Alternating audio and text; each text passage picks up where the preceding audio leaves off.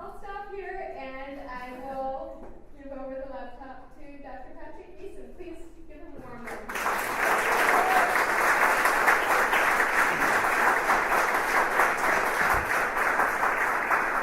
Is this on? Yes.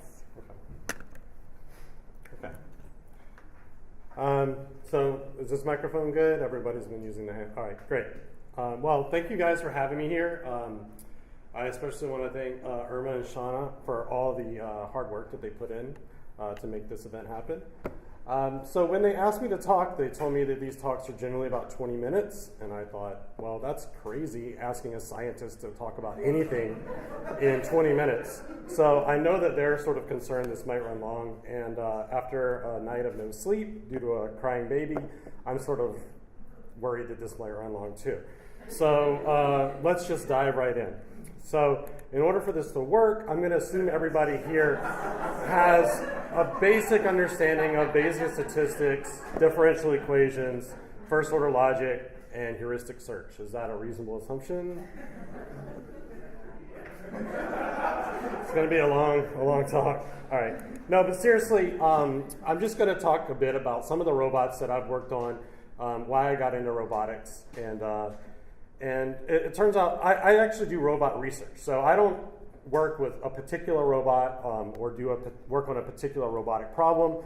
I'm interested in sort of pushing the state of the art in whatever problems there are out there in robotics. So I work on lots of different robots, from navigation robots to robots that you'll find in the house to do manipulation tasks, to even rehabilitation robots, such as the robot you see on top that they're currently doing clinical trials with in Memorial Hermann. And even robots in space that have to deal with things like zero gravity. So there's lots of different kinds of robots out there. So for all you graphic designers out there, this is not the only robot in the world. Okay?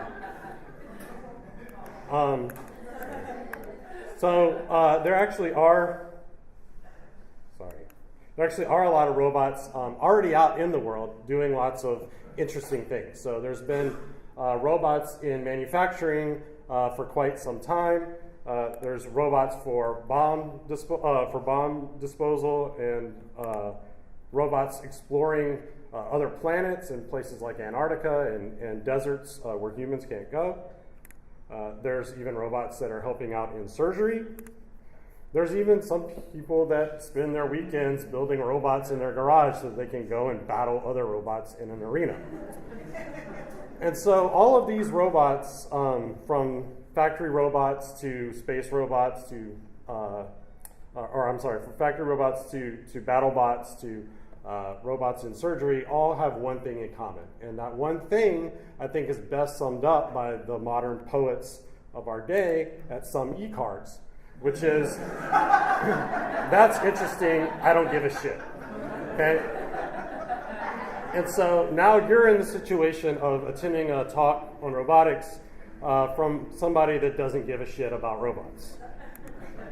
So why do I not give a shit about robots? Well, I'll give a little bit of information about how I actually ended up doing robots. So I'm actually interested in software. So in 1984, my parents bought me a sweet Commodore 64. You could go and program these little 63-bit sprites to turn off and on and move around the screen, and I really got addicted to programming. And so throughout middle school and high school, I learned all sorts of languages, BASIC, Pascal, Fortran, Java, C, and every time that I would basically learn a language, I would end up writing some version of a game, tic-tac-toe, Battleship, something like that, something to where I could play a game with my friends. And that eventually evolved in actually writing programs where I could play the game against the computer itself, because who needs friends when you have a computer? So by the time I got to college in 1995, I was pretty much certain that really what I cared about was artificial intelligence. So I got there through games, but then I learned about things like machine learning and knowledge representation and induction and deduction and expert systems, and I was really excited. Okay, we may have a human level intelligence or a superhuman level intelligence in a computer in our lifetime. So that's what I was really interested in studying. But I wasn't just interested in artificial intelligence. I was actually also minoring in philosophy. And so I was over on the other side of campus doing philosophy, and one day, we start studying about Descartes, who says, we all know Descartes says, I think, therefore I am. Well, Descartes really believed this, right? So Descartes believed that all knowledge and all intelligence and existence really was rooted in the mind, and that the body is just sort of a machine. And to go so far as the body might not even exist separate from our mind. I thought, this is a bunch of horseshit, right? Like, I'm an empiricist, and I believe that all knowledge is grounded in our experience with the world. And we don't exist outside of our experience with the world. So I'm arguing, against Descartes with one of my fellow students. And he says, well, I don't understand why you have such a problem with Descartes. You're working on AI, which is trying to build a mind in a computer that exists basically without a body. And I thought, you're right. I'm full of horse shit too. I'm as stupid as Descartes. So I decided that what I really need to be studying is embodied intelligence, or embodied artificial intelligence. That is, an artificial intelligence that's out in the world, learning from its experiences and gathering knowledge and basically being able to make its own decisions and overcome new obstacles and everything like that. So it's not that I really don't give a shit about robotics. It's that I love autonomous robots. So I love robots that can think for themselves and can meet new challenges and overcome them. So I decided to go to grad school and study autonomous robots. So in 1999, I went to grad school at University of Texas in Austin. And one of the first robots that I worked on was this little robot, Lassie. So Lassie couldn't do much in terms of manipulation, but it was a robot that was built to study navigation. So I thought navigation's great, right? The robot's going to go out and explore the world and learn all this stuff.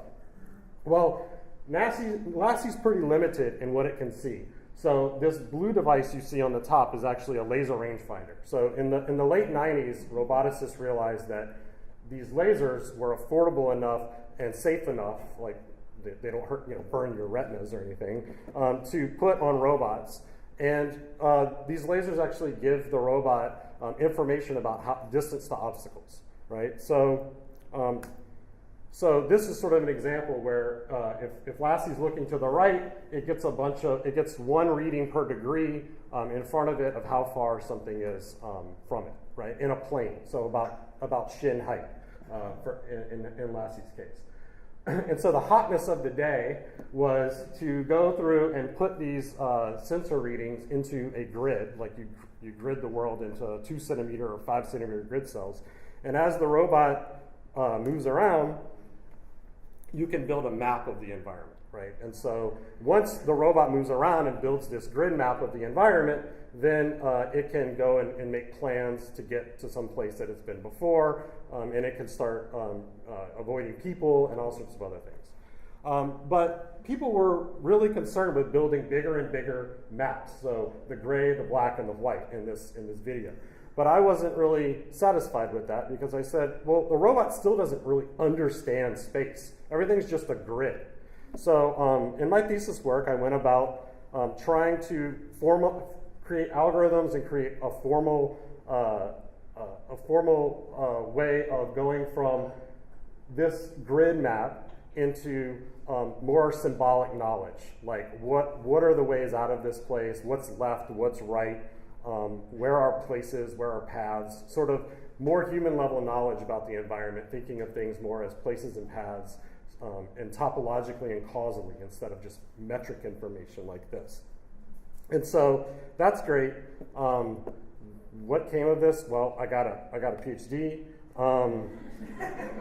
And generally, if you've ever met anybody with a PhD, once you get your PhD, nobody cares about your thesis work anymore. But it turns out that, luckily, I had some other students that were also getting PhDs. One of them in my lab was working on doing natural language understanding of human directions.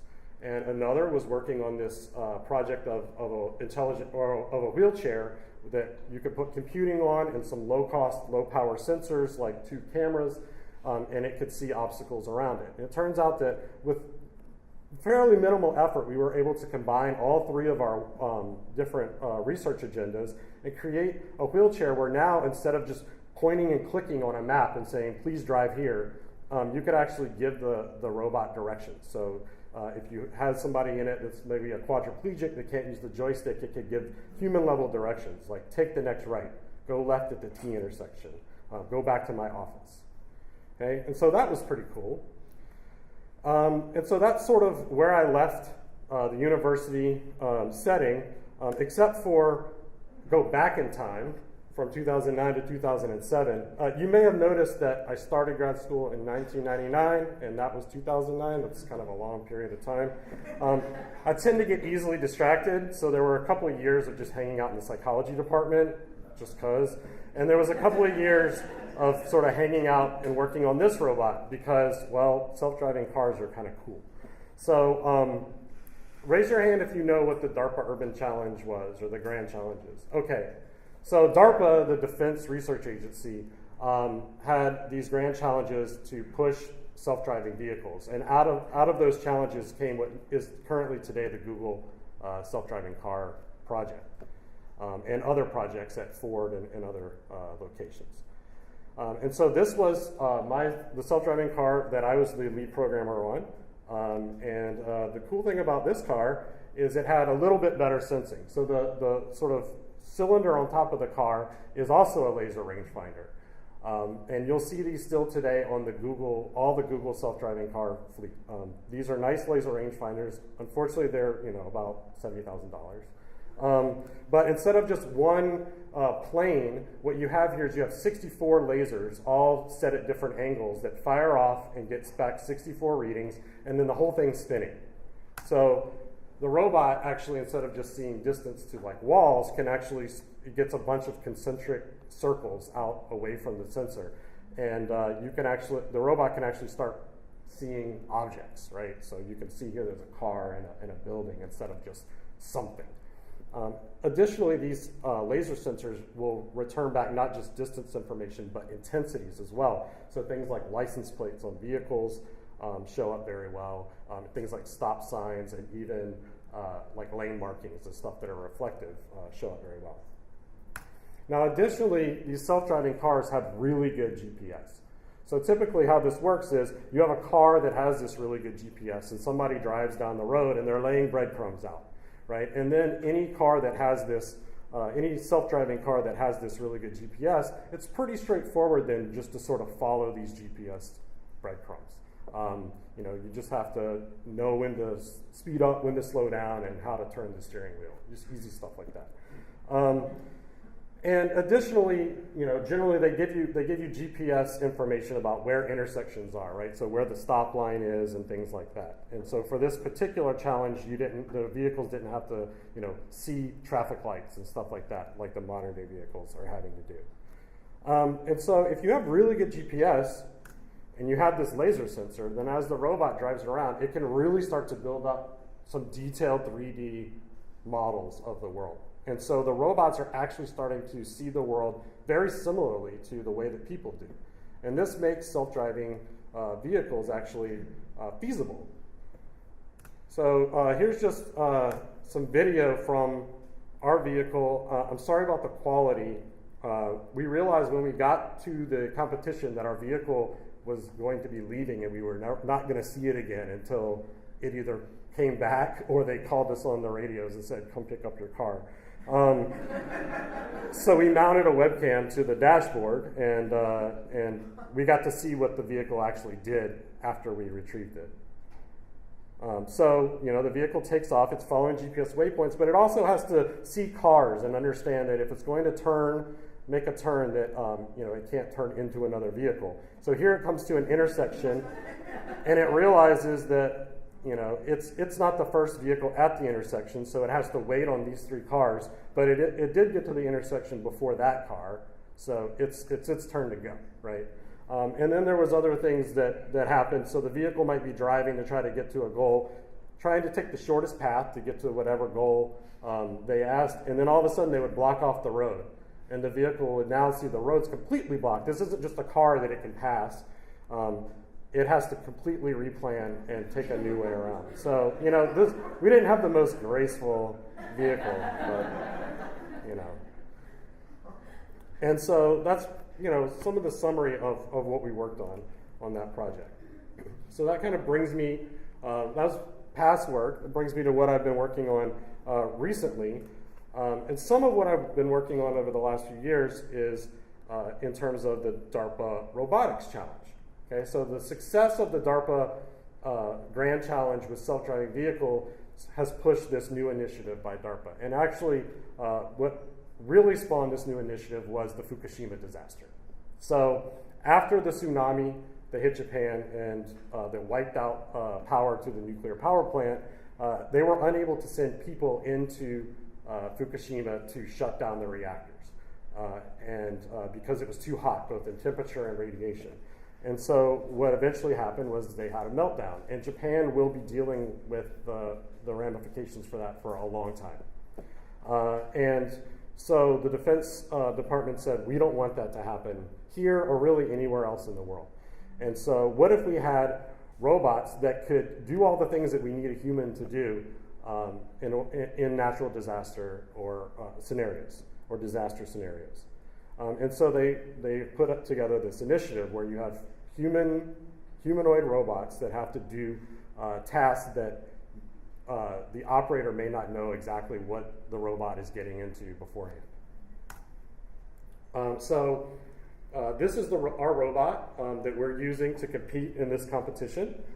It's Atlas is the name of the robot. It's a humanoid, so it's got human form factor, 2 arms, 2 legs, 2 hands, and a head. Now, it's sensing on its head. You can see that there's a stereo pair of cameras there.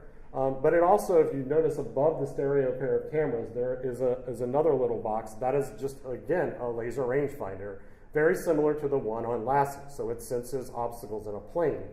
The difference is that laser is mounted on a motor that continuously spins. So if you take the plane and you continuously spin, you basically get a 3D point cloud of the environment, very similar to what you were getting from that spinning laser on top of the vehicle. And so that's how this robot sees the world. So in 2013, we went in competition with a lot of other robots from around the world, from Japan and other places. And there were some really cool robots there. The one on the right was actually the winner at the trials, and will not be competing at the finals, which are next month, because Google went out and bought that company.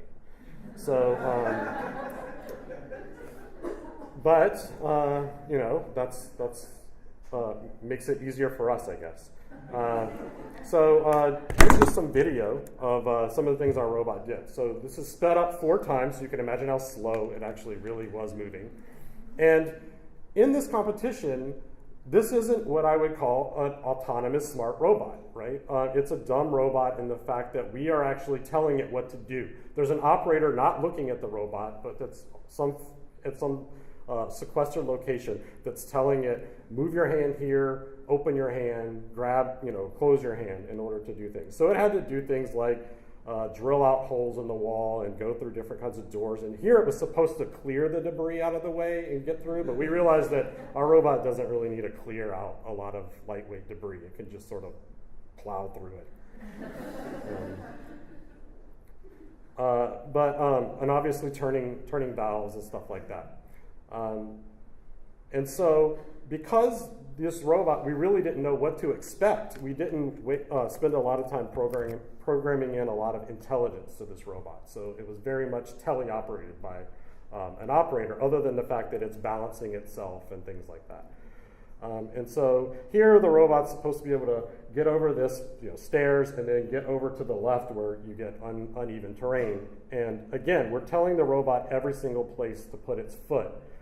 It turns out on this day, if you notice the people at the bottom in their jackets and the woman's hair in the bottom right, it was a very windy day that day. Okay, we didn't really prepare for wind. So when we go to take this last step, sort of the wind gets the better of us and the robot blows over. All right, so that's kind of where we're at. We still did pretty well. Came in 6th place, and we got a chance to move on to compete next month in the finals, which are in California. So our robot's undergone some changes since then.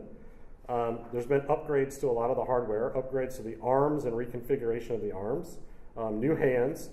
And if you notice in all the videos, there's always sort of a pulley and a rope with somebody holding the robot, right? That's to make sure that if the robot loses balance and falls, that we don't destroy this $4 million robot. Well, in the final competition, none of that's allowed. So there's no tethers at all to your robot, no power, no communications, nothing. So the robot's going to have to go out on battery power and do tasks. And so what we're trying to do, additionally, they're going to be degrading the network, right, just to make things that much easier. And so we're trying to push more autonomy to our robot. So this is kind of currently where we're at these days. This is real time. Sorry, that's the sound the robot makes. Taking that out didn't actually change it. But that's the sound the robot makes. But you can see it's walking much faster these days on flat ground. And now it can actually traverse terrain without us telling it every single place to put its foot. So it's used its laser to figure out that this is uneven surface. It figures out where it needs to place its feet, and it walks itself. And so because in the final competition, time is important, we really want the robot to do as much of this kind of stuff as possible and not have to wait on the user to get information back and tell it every single place to put its foot. Similarly, we don't want the user to have to tell it every single place to put its hands. So we're building off of work that was done in conjunction with people at NASA Johnson Space Center on detecting objects and then taking human-aided grasp points for objects and then have the robot be able to learn how to grasp an object reliably over and over and over again, despite the fact that it may not see the object in exactly the same location and orientation every time, or that the object might not necessarily be exactly the same object that you trained it on. So if something's a different size, you still want it to be able to identify and use that object. So here's an example where the robot might know how to climb stairs of a certain height, but the user can then change on the fly and say, well, these stairs have a taller rise and run than you're used to, and the robot should be able to handle that. Okay, so that gets through what I've currently been working on. And so I want to talk a little bit about the future of robots. I'm not a futurist, so I'm not going to I don't want to sit up here and prognosticate about where robots will be in 12 or 15 or 20 years. I mean, I do have opinions if you care to ask after the talk. But the two sort of biggest IOUs in robotics so far have been in perception and manipulation, and specifically computer vision and grasping. And so, computer vision has been studied for decades now, and it's still not that great, right? Despite cameras getting better in resolution, they're still not as good as the human eye. So detecting what an object is, the boundaries of the object, exactly what the pose of an object is still very, very hard. So if you go into any graduate lab where they're doing any sort of computer vision with manipulation, they may be, it may look like the robot's very smart, but what you often find, like off in the corner hidden away, is a bunch of objects that are covered in these kinds of markers, right? And so these kinds of markers are very useful because they tell a robot what an object is from very far away, And they also usually give information about what the position and orientation of that object is. And so if you put these on objects, it makes vision very easy compared to the kinds of vision that the robot would have to do with just sensing. But robots don't necessarily have to use the visible spectrum to see. They almost always do. They either use lasers or they use RGB cameras. I've been doing some work recently by trying to have robots use thermal cameras. It turns out thermal cameras are really cool because even if you have a person in a very cluttered environment where you may not be able to see the person very well with an RGB camera, in thermal space, a person is very easy to detect. And similarly, there may be things that are very easy to detect in the ultraviolet spectrum as well. And so an idea that I've had recently, just in putting together this talk, is why can't we take those markers that we like to put on things and try to put them on things but where they're not visible to us as humans, which makes the whole world look ugly because we have all these markers everywhere, but they are visible in spaces like this. So you can see them in thermal space or in ultraviolet space so that robots can see these markers but humans can't. So we still need to get to push that. Additionally, we need to push grasping. So robotic hands are also hard, right? So there's been lots of work on hands throughout the years, and we still don't have really great hands. There's robotic hands that are very similar to human hands that are out there, that are very delicate and can pick up things like eggs and light bulbs and stuff, but they're not very strong.